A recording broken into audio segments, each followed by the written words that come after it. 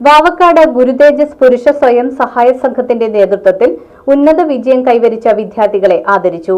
രോഗപ്രതിരോധ ബോധവൽക്കരണ ക്ലാസും Guruvayur Devaswom board member KP. വിശ്വനാഥനെ ആദരിക്കലും ഇതോടനുബന്ധിച്ച് നടന്നു.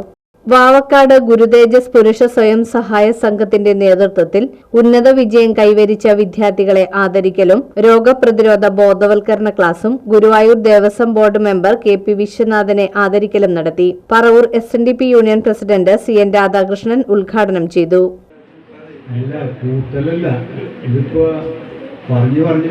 കഴിഞ്ഞ ദിവസം മാഞ്ഞാരി ശാഖയിൽ ചെന്നപ്പോൾ അവിടുത്തെ ഒരു സഹോദരി പറഞ്ഞതാണ്, പ്രസിഡന്റ് ഇങ്ങനെ പറഞ്ഞുകൊണ്ടാണ് ഈ പറവൂർ യൂണിയനിൽപ്പെട്ട ആർക്കും കിട്ടാത്തത്. അപ്പോൾ അത് കാരണം ഞാൻ ഇഷ്ടമാണ് ഈ വരുന്ന സിവിൽ സർവീസിൻ്റെ റിസൾട്ട് കൂടി നോക്കിയിട്ട് ആർക്കും കിട്ടിയില്ലെങ്കിൽ തൽക്കാലം ഞാനിത് പിൻവലിക്കും. അപ്പോഴെങ്കിലും കിട്ടുമെന്ന് നോക്കാമല്ലോ.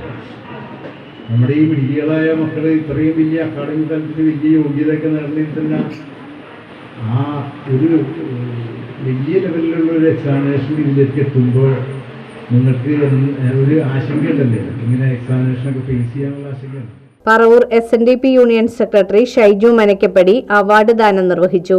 846 നമ്പർ SNDP ശാഖാ പ്രസിഡന്റ് OB സോമൻ അധ്യക്ഷത വഹിച്ചു. വേനൽക്കാല മഴ കുറവായിരുന്നു, താമസിച്ചു വന്നു, അധികം പെയ്തു, വേനൽക്കാല മഴ പോയി. കാലവർഷം പെയ്യേണ്ട മഴ വന്നിട്ടില്ല. 27% കുറവാണ് സർക്കാരിൻ്റെ കണക്കിൽ. ഇപ്പോൾ കാലാവസ്ഥ വ്യതിയാനം മൂലം നമ്മുടെ സാമൂഹ്യ അന്തരീക്ഷവും നമ്മുടെ സാമൂഹ്യ ജീവിതവും പലപ്പോഴും പ്രതിസന്ധിയിലാകുന്ന കാഴ്ചയാണ് കഴിഞ്ഞ 2 ആഴ്ച കണ്ടത്.